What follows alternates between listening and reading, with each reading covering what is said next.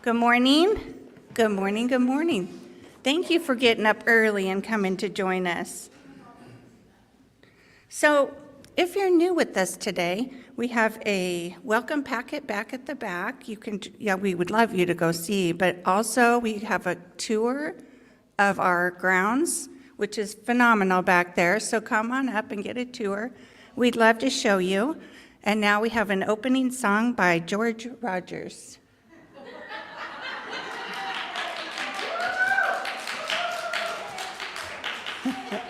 I think that's me, and I have to check every morning. I never know.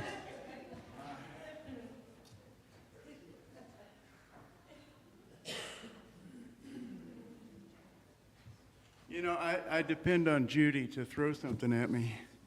I've engaged her help on numerous occasions, and she's got a good arm, and she's really, really quite effective that way. Okay. Oh, this is fun. I'm always surprised. Now,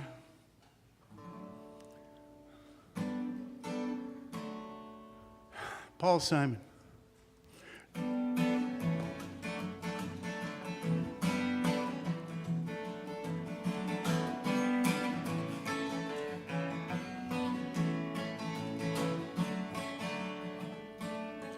Well, I would not give you false hope on a strange and mournful day, but the mother and child reunion is only a motion away.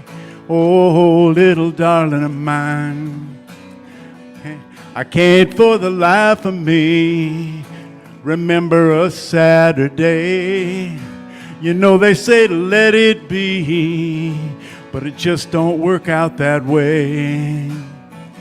And the course of a lifetime runs over and over again. And I would not give you false hope on a strange and mournful day, but the mother and child reunion is only a motion away. Oh, little darling of mine, I just can't believe it's so, though it seems strange to say. I've never been laid so low in such a mysterious way. But the course of a lifetime runs over and over again, and I would not give you false hope on a strange and mournful day, but the mother and child reunion is only a motion away. Okay, one more time. I would not give you false hope on a strange and mournful day, but the mother and child reunion is only a motion away. Only a motion away. Okay.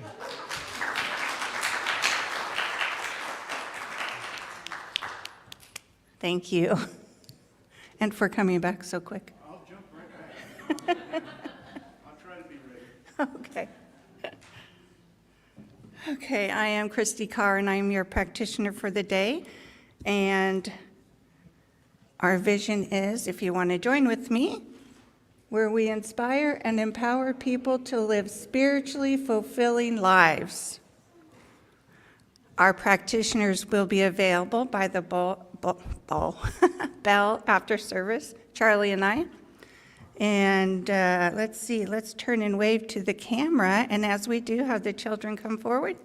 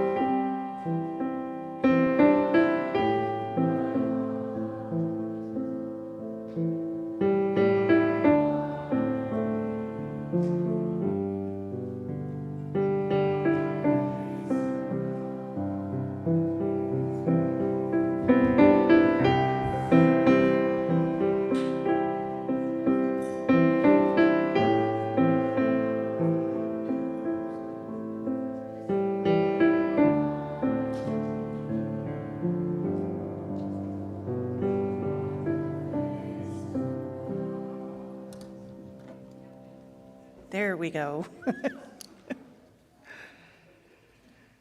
Okay. I would like to thank all the people that got here early today to make this possible. And I would invite you to silence your cell phones as I do the focus announcements for you. So today we had a membership meeting with Reverend Dr. Mary Mitchell, and she is not here today, so we're going to cancel that until she feels better. The male animal auditions are today at 12 with Dion, and he's going to do a play on, it's set in a college campus in the 1940s. The play follows a story, let me get this closer, a story of a professor who risks his job and marriage to defend the speech and rights to protest. The parts are available for both women and men, so come join us, and we'll get this play going. It'll be wonderful. The men's group are going to join on June from 7 to 9, where they get together and have friendships and just enjoy the community of men. Sacred Sisters Women's Group with Reverend Sue is Monday, also July 8th from 7 to 8:30, and they're getting to the end of the book, I Will Not Live an Unlived Life, which is a really good book. So come join us on Monday. Mary's Care, hang on, let me get it right. Reverend Dr. Mary Mitchell will be here Thursday, June 13th from 10 to 12 for her caregiver support group. And so if you're feel you're in that category, come join her. I've heard it's fantastic. Change Your Thinking, Change Your Life with me is starting Thursday, June 13th from 6:30 to 8:30. And it's a foundational class where you can get a certification from. I thought there was one more. Oh, SOAR Group. SOAR Group is getting together on June 15th, and they're going to Whitmore Lavender Farms and Decorah Cellar Winery. Sounds fun. So next I will have a reading by Lori. We will invite the bell 3 times. I'll do a treatment for you, and then Reverend Sue will speak on fire with spirit.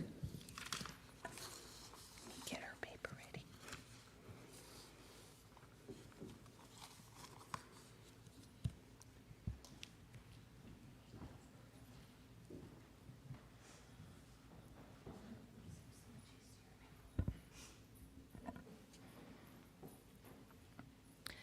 Today's reading, chosen by Reverend Sue, is from Wild Mercy by Mirabai Starr.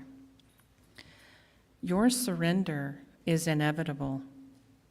You still go through the motions of promoting your work on social media. You make an effort to limit your carbs, practice yoga, pick out interesting things to wear. But that is not because you actually identify as an individual being, detached from all other beings, or from the earth, or from the Holy One. You have come to understand that a functioning ego is a necessary vessel for an incarnate soul. You don't regard your ego as a problem. You just don't take it seriously. When you were young, you recognized ultimate reality as beloved, and you developed a powerful crush. Over the decades, your roles reversed and reversed again. You were the seeker. You were sought. Eventually, in moments of deep stillness or unbearable anguish, lover and beloved melded. Only love remained. This state of suchness looked like emptiness, but felt like plenitude. You came to understand that not only have you been connected to your beloved all along, but you are that which you had been seeking. You had expected God to be the prize you would collect after all the hard work of seeking God. It turns out that the object you thought of as you does not exist, which means the subject you called God is not real either. You would have anticipated such an insight to be devastating, but it isn't. It's amusing. Chuckling at the cosmic joke, you get on with business. There are templates to build, curricula to develop, sonatas to compose, startups to start up. You did not buy your equanimity cheaply. Frequent firestorms eradicated your opinion of the matter. Multiple meltdowns led you to a place where your only option was to melt. Who knew dissolving would be so sweet?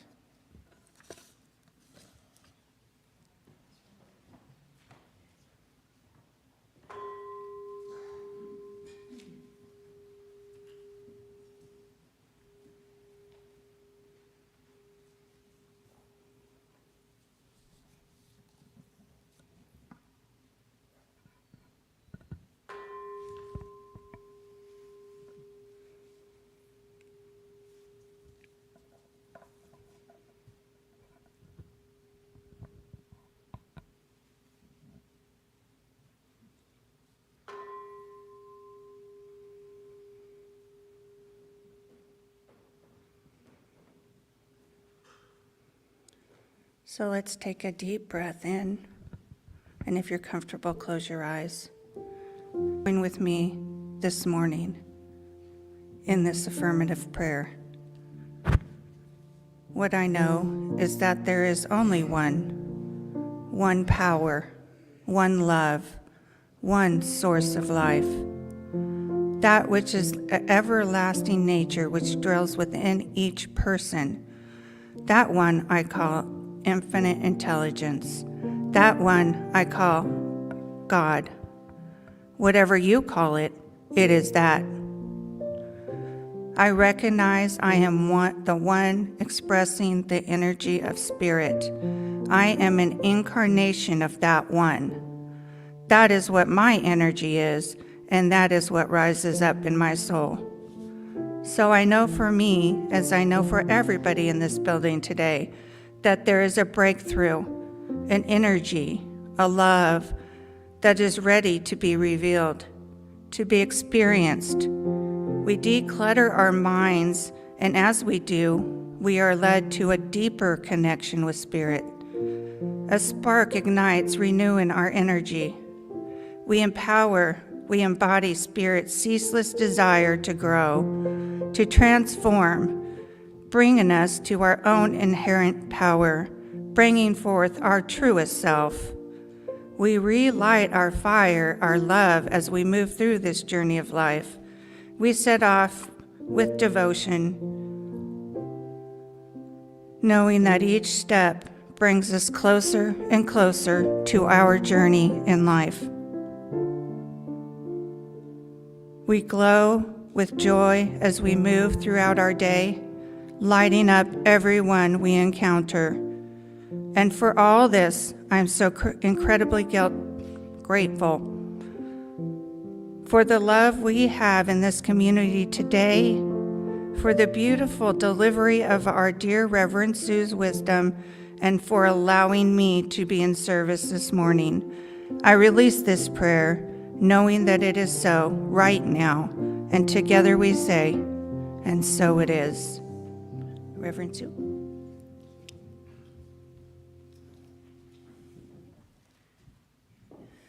Good morning.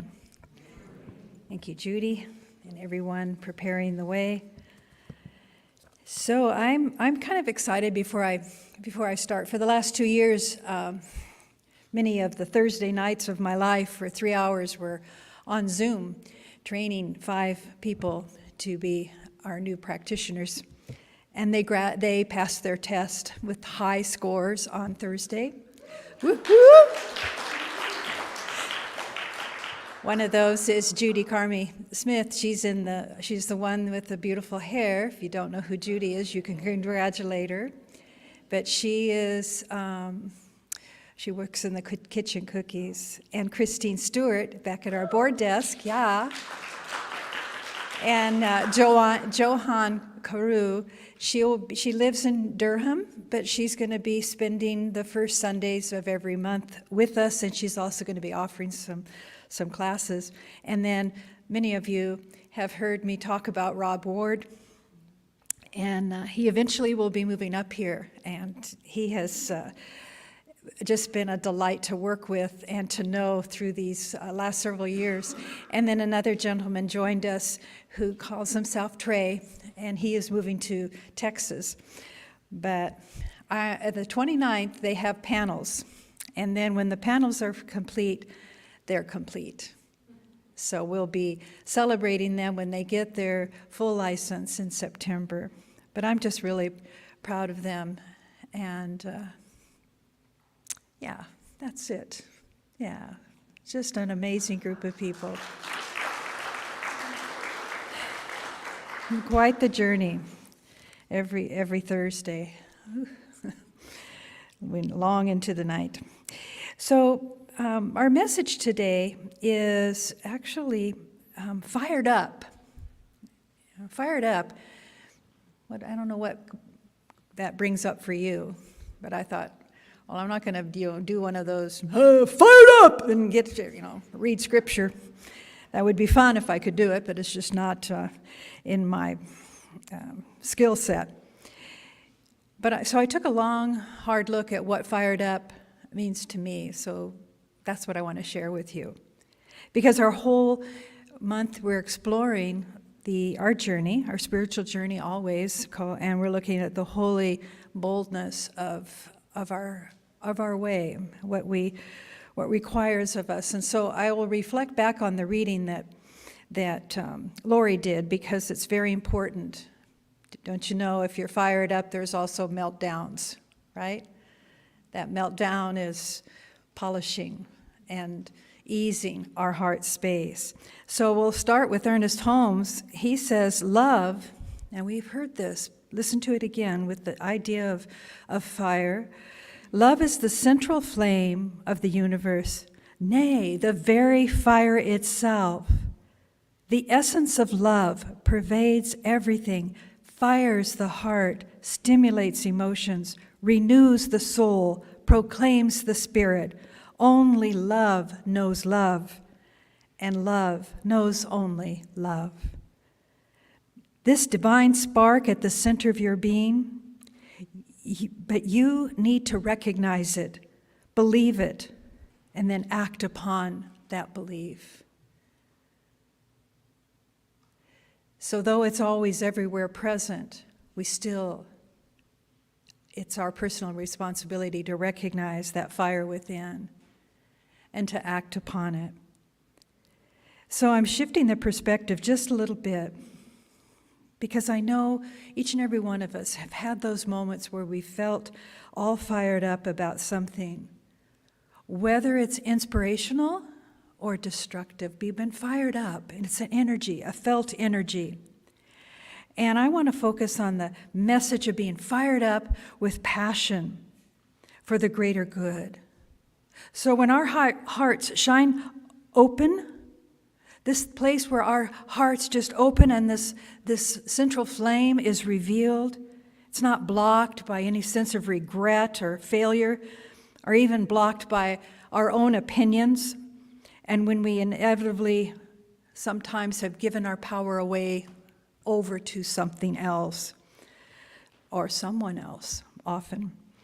So today I want us to leave here letting our light shine. That's that beautiful song that's sung so often, this little light of mine, I'm going to let it shine. That's an important message. Even if you use that as your mantra when you felt a little diminished, you can stop yourself, stop that train of habit thought and say, this little light of mine, I'm going to let it shine, because love is the central flame that dwells within me as me. So we're stoking that fire. We're stoking that fire with such a phrase. And if that fire of passion, if we let it stay unattended to, then it becomes just a bare smoldering of smoke. Now, I've taught a lot of classes on chakras, and often one of the things that we do on this particular chakra, it's the third chakra, I have them draw a fire before they even know what they're going to be talking about. Now, then we share these fires. It's quite interesting. Some you'll find the fire, a little bitty thing way down in the corner of the paper. Others you'll find just this whole paper filled with flames. Others you'll see a match that's already burned out with just the smoke coming up. Very interesting. Because this area of our third chakra, the Manipura, as it's called in Sanskrit, that's our power center. That's where our self-esteem is. So I want to go into that and talk about this from that point of view. Because last week we talked about bold audacity. And now we're going to use that idea of bold audacity to stoke our own fires and propel us into action. Because fire is movement, fire is energy, fire is transformation. So let's think about this week, moving through this week, even just a day alone without any sense of self-consciousness, where you feel small inside yourself. Just change it and live a day where you are feeling that fire inside of you, all fired up. So where does this boldness come from? To shine, we need that boldness, so where does it come from in the first place? And so that's why I'm bringing in the idea of the third chakra, the Manipura, which actually means shining or lustrous gem. So you get the idea, everything about this is the symbol of the sun shining, yellow colors. So I look out at Irene, and she's wearing this beautiful yellow. That's what you would wear if you felt a little bit, and I need a little more power. You would wear this bold color, and you would feel the sense of the idea behind the color, the energy and the love of that. So briefly, just the elevator speech of the chakra system, because some of you might think, what is she even talking about, a chakra? It is believed in many years of history of study, from the Vedic text thousands of years ago to current day, there is a system within us. It is esoteric, it's mystical, but it's believed that we have many little chakras in our body, but there are 7 main ones, and they're like a channel, and they run up and down our spine. Okay, and the base is the very root of who we are, and that is considered the first, and then the second, and then we have the third, all here at the solar plexus. They kind of interrelate to nervous system, to the plexus of nerves that generate the energy that moves us forward in some of the areas of our life. So they're forever, these chakras are forever aligned with spirit, which is so beautiful. They're like the little tuning station for the divine to work through.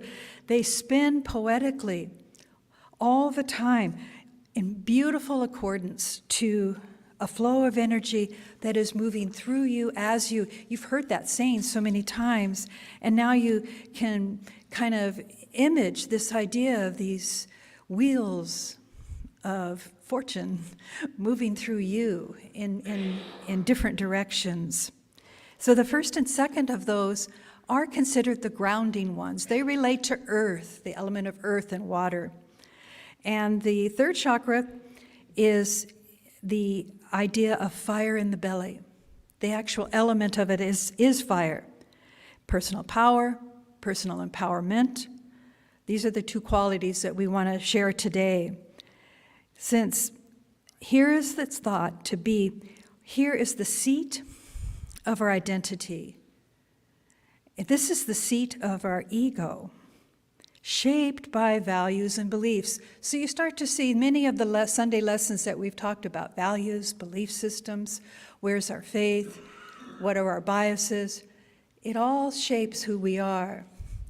And in some of the workshops I've been in, you can tell somebody that leads with their power and they're a little bit overpowering, they'll walk into a room with that belly right on out there. I am here. Versus, is this the class I'm supposed to be in? I can't remember the room number. You know, this belly shrinks in and there's a diminishment of who we are. It's really interesting. I'm still haunted by an image of a nurse I worked with who did a lot of this. She's brilliant, but she didn't know her brilliance, right? So she was insecure on any decision, and she would always find me before she did anything. And I said, you know, girl, I want to show you something. And I took her into a room and I said, look in the mirror. And she goes, yeah. Got smaller. And I said, believe in yourself. Show me what you look like when your shoulders are down and your heart is open and you feel strong. Show me what that looks like. And so she tried to reposture and she said, this? Then she went back. And I said, yeah, you've got it, girl. You got it. Let your light shine. Trust in the divine wisdom flowing through you, that kind of idea. You know, believe in yourself. It takes a lot of that for this embracing this third chakra power. So oftentimes, though, we have recognized this fire of the belly that is transforming, lifting us, moving us, a personal power. We're looking at the times where we've discovered that indwelling power is feeling like a match that just got blown out. And we need to ask in those moments, what is that trying to inform you of? Do you need time to pull back and have some personal care? Because this energy that we're talking about is directing you from the divine, from the Holy One, from that sense of a greater love and understanding and intelligence. It's moving and guiding you. So you want that flame to be a steady flame of equanimity and balance and beauty.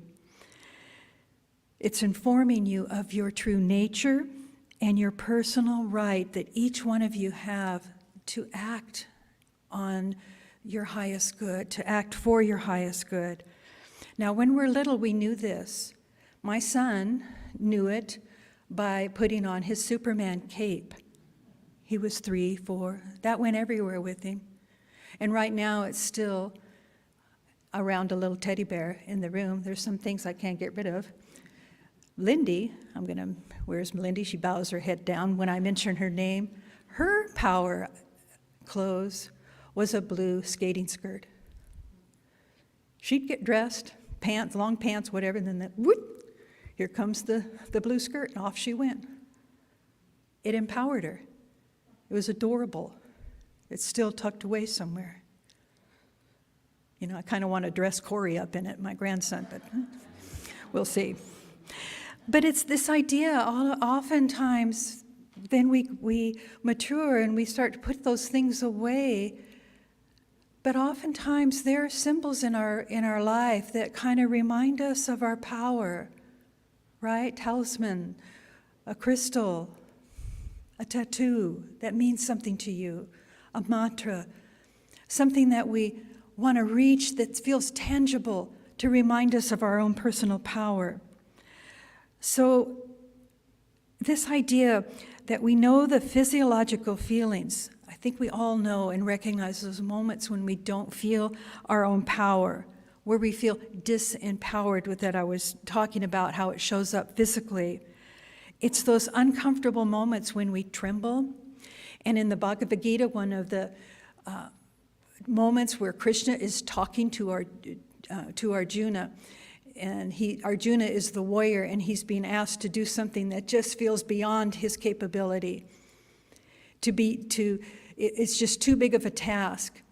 And I remember that very stanza where he just said, I just stood there and trembled. And I thought, I remember reading that, thinking, that's it. That's it, that moment we tremble. Can we move forward with what is being asked of us? And so I think about that anxiety that can occur all around here, that uncertainty, that struggle that sometimes we have to speak our truth. So sometimes are we shut down here in our insecurities because of any shame? Because that's the other end of this continuum, this disempowerment. But on the other end is our empowerment. It's always there. So staying aligned, how do we get to stay in alignment, is by our spiritual practices, engaging in self-reflection, journaling, contemplation and spiritual study of sacred texts, of current writings. All of this idea is to reinforce authentically who we are at our core. That's how we want to be. Who are we at our core? We'll be much more effective in the world by connecting our soul with our ego. Ego gets a bad rap. I got to get rid of my ego. Sometimes our egos do get in the way. Well, we have to partner with it in such a way that we can live in a healthy, balanced way to be who we are, so we can stand in our power and take action to move with our intentions for a greater good for all. We get a sense of our self-esteem, our self-confidence here, and our self-worth. It feels good, doesn't it? To think that right here you got this little blanket. I got a little bit of a bigger blanket over it, but we're not go there. The idea, though, that we're always carrying that sense of who we are. And we need that personal power. We need it to act in the world. Because we're also recognizing that we walk in a world of duality. And we have to question, well, what is the proper use of my sacred power? How do we avoid those unbalanced states of being the victim, of abusing what is? Aggression and passiveness, dominance and submission. So you always look at the polar opposite inside to find your way, to know that just is. That's part of the equation. I remember Swami Muktananda would say, when you felt low about yourself, well, what's your measuring stick? Which end of it are you on? I remember Dr. James told me that, and I thought, that is interesting. Whose measuring stick are you judging yourself by? So Anadea Judith is one of the teachers that I studied, and she's been here and spoken before, and I would love to have her return. It's been many years. She's a scholar on chakras.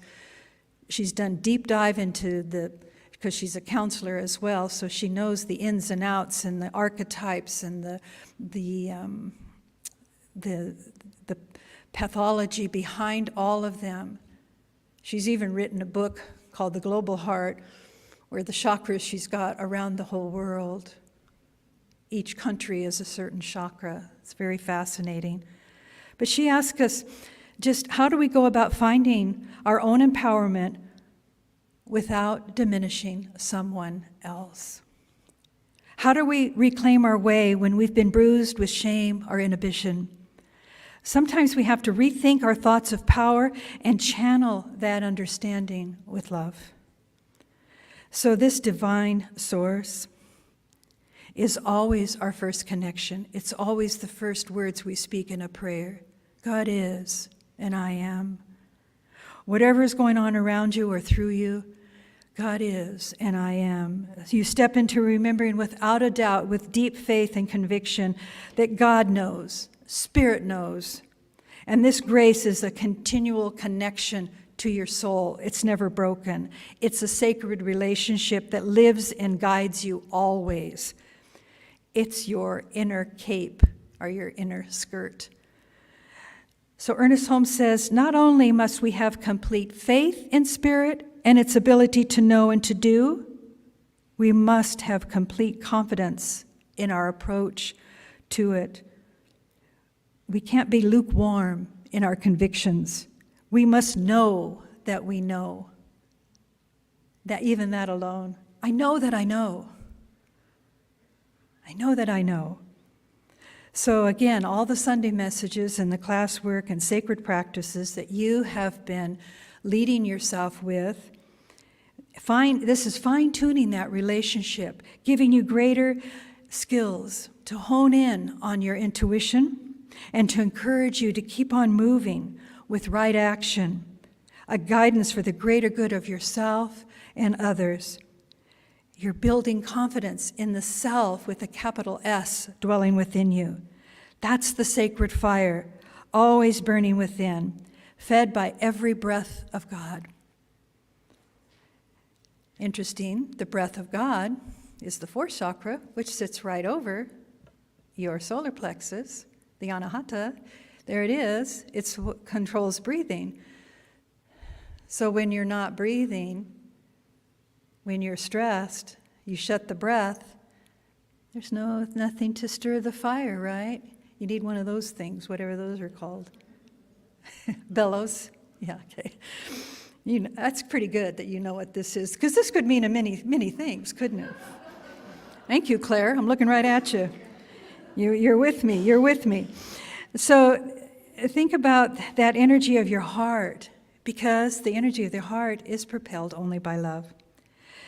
Earnest Holmes, again, someday we shall learn to lay our burdens on the altar of the heart, on the altar of love, that they may be consumed by the fire of faith in the living Spirit. Now that's a fired up passage if I had spoke it more boldly.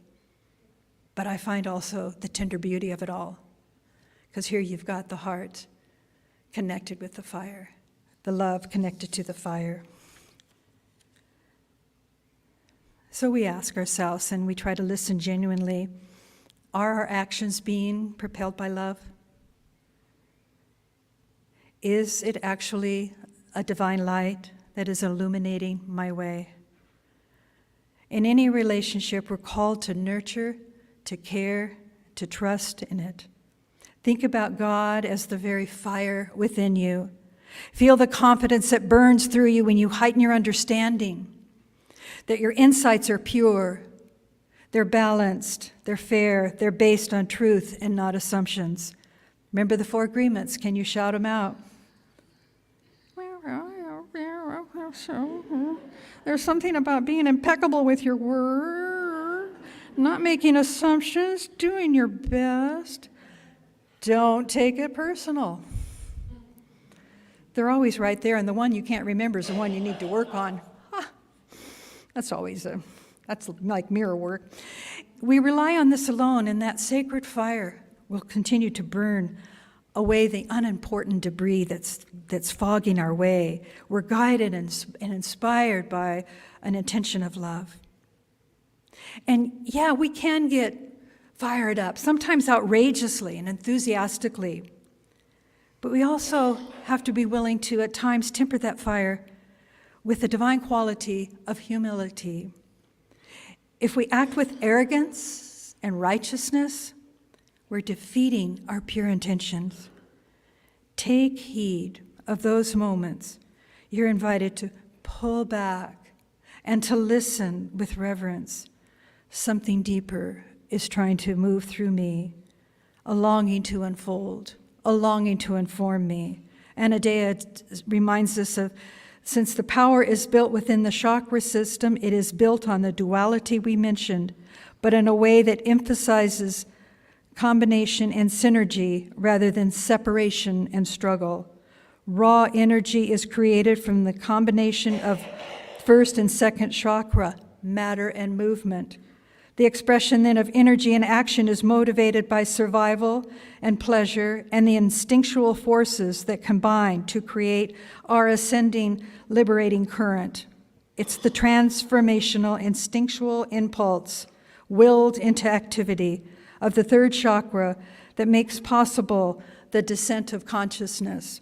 Now that might seem like a lot of words, but it is this diagram right over here, this beautiful symbol of divine consciousness downpouring through the higher chakras and informing and meeting here. It has to pass through love and it goes into the belly of your intention, and it manifests out into your world. It's a beautiful connection of those two, the ascending and the descending currents that flow through us, the raw energy that then is focused into transformation. That's science of mind. And one more thing that Anadea Judas says about this and its value is that friction in our lifetimes will make sparks.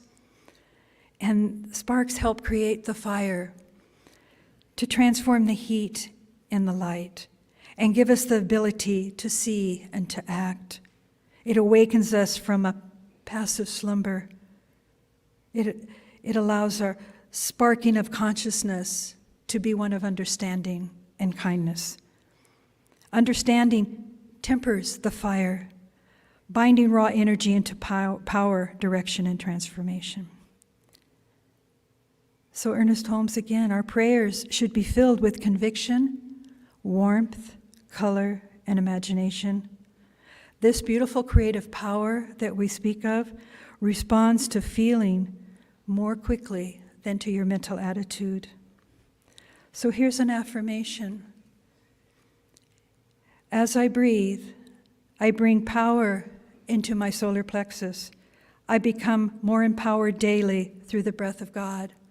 Now that could be a long testimony, but you can say, as I breathe, I become empowered through the breath of God. As I breathe, I become empowered by the breath of God. So the reading that Lori did in the beginning was talking about that, a whole different idea, how we're longing for God, and we already have it. And so the beautiful idea is to recognize that as we're fired up, it's leading us to spiritual moments of melting down. We burn away what no longer is serving us. And it's a beautiful relationship. My time is being cued that I'm complete. But there's a poetry of emptiness that I want to share, and this is by Rabia of Basra, an 8th century Sufi mystic.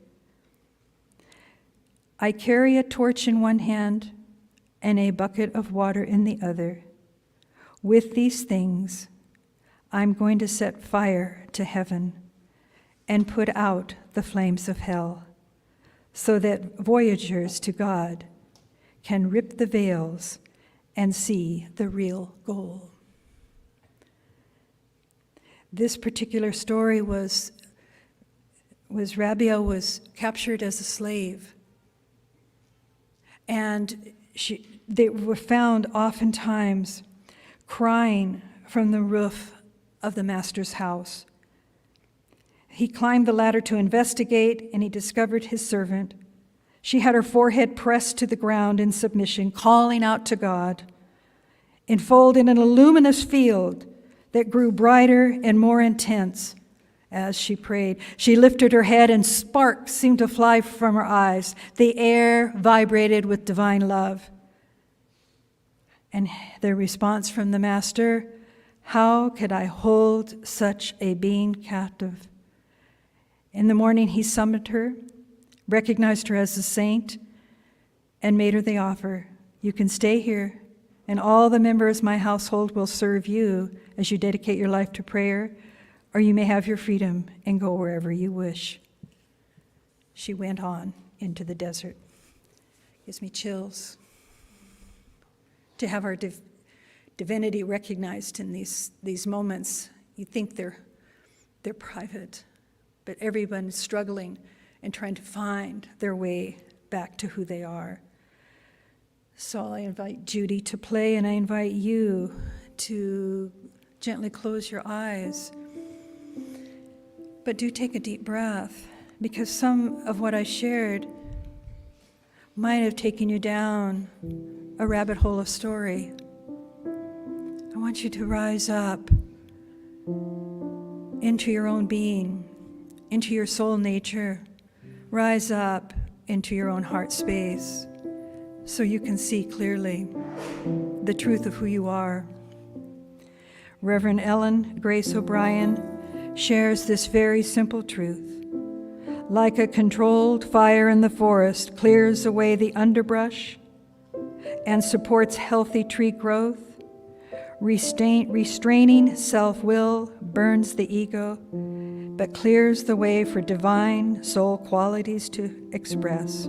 Her 4 keys to spiritual health: keep your intentions on God, let go of self-will and insistence on being right, practice positive speaking that uplifts, and remain even-minded in all circumstances. So as we bow in reverence and humility to the Holy One, to that holiness that dwells within us, we feel it. We feel that sense of sweet connection in every breath. And we're tending to the fire as we recognize we can see our way. As the flames of action propel us forward, we give thanks for the transformation that each one of us receives every moment along our journey, every moment on this path together. We have each other. When we've been unskillful, may we recognize another way.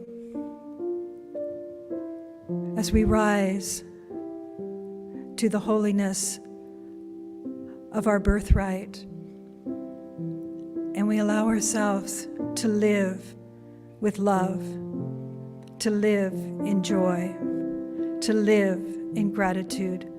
For this we give thanks, knowing we're held. We're always, always held, always guided. Thank you, God, for the inspiration of this moment in time together in community.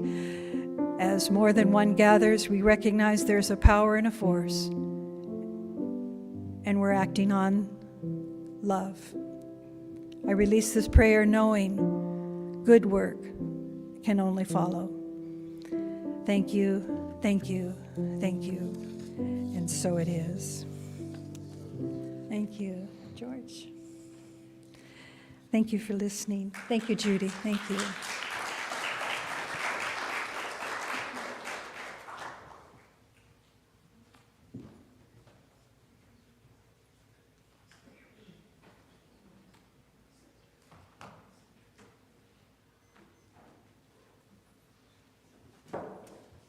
Well, I've been inspired to take some chances. And I put on my magic hat, and my belly is sticking out. So I think I'm prepared. And I think I would be, this is not something I intended to do, and I hope it works out. I think we should let our little light shine.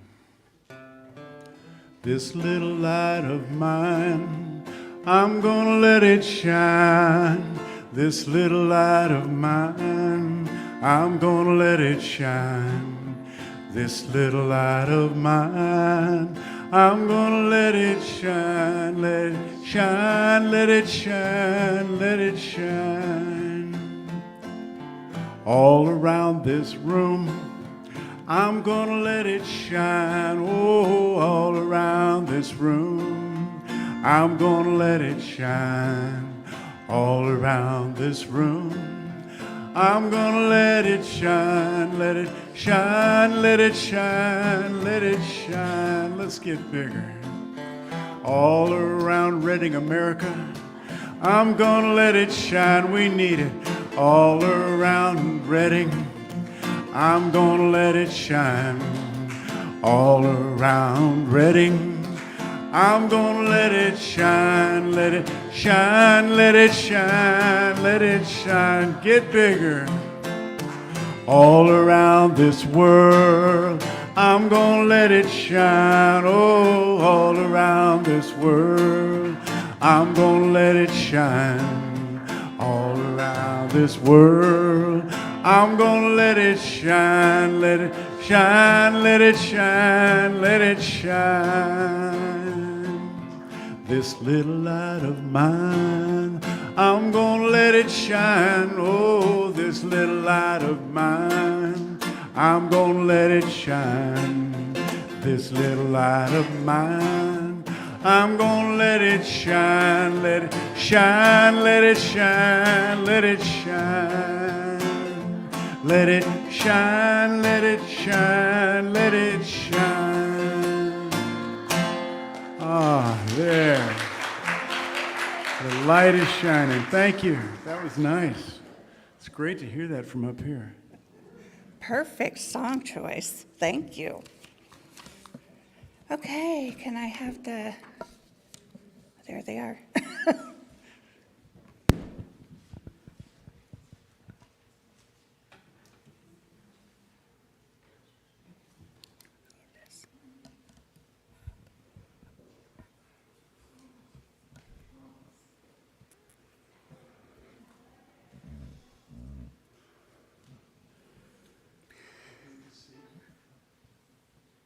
As I prepare to give my offering, my heart is filled with love and appreciation, since what is offered here today is for my spiritual well-being.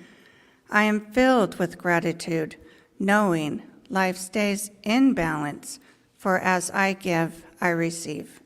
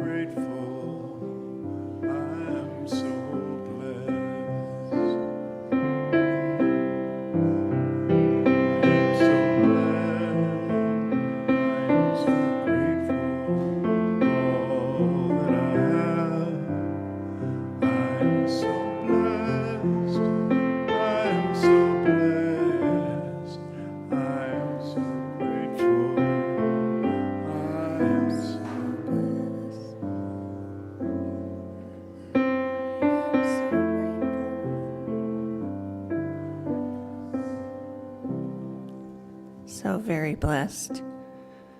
I give thanks for the blessed donations received in the offering this morning and during the week. I know each dollar supports the spiritual family in many ways as we grow together, pray together, and give thanks for all that the sinner has been blessed with today and always. And so it is. So it is.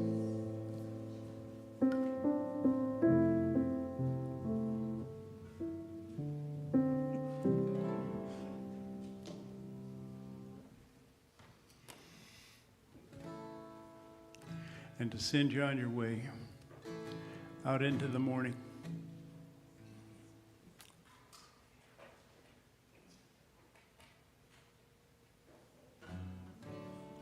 It's a long way out and turning home. Rivers all are wide.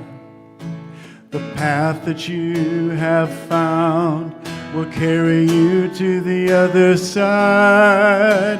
And the voice that echoes in your heart tells you you must try. So you turn your steps once more into the morning. Your broken vessel overflows. Your heart knows where you must go. You've boasted of the strength you've shown as if it were your own. Give credit now where credit's due. You never were alone when you opened up your heart into the morning. Morning where everything is new, to the morning where the light will shine for you. The morning where you try once more to be true. You turn your steps once more into the morning. I'll say no more as life turns into light upon the way. My words cannot explain the truth nor clearly show the way, but loving is the teacher who comes to us each day as we turn our steps once more into the morning. Morning where everything is new, the morning where the light will shine for you, the morning where you try once more to be true. Turn your steps once more into the morning. Turn your steps once more into the morning.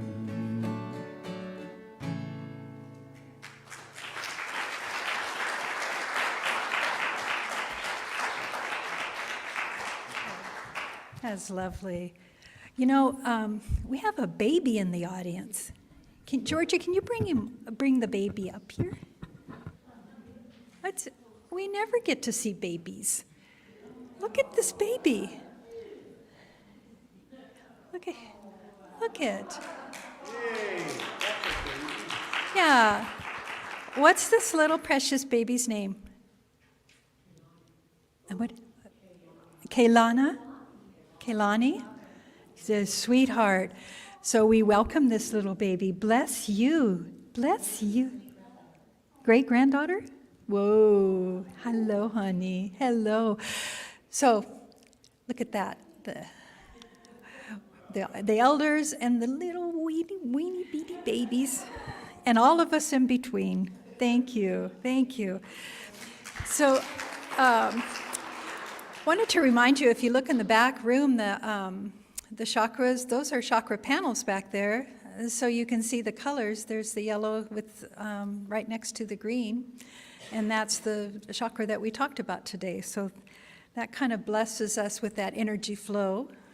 That's something that was put up this last year. There's also a Rumi quote. The time has come to turn your heart into a temple of fire. Your essence is gold, hidden in dust, to reveal its splendor.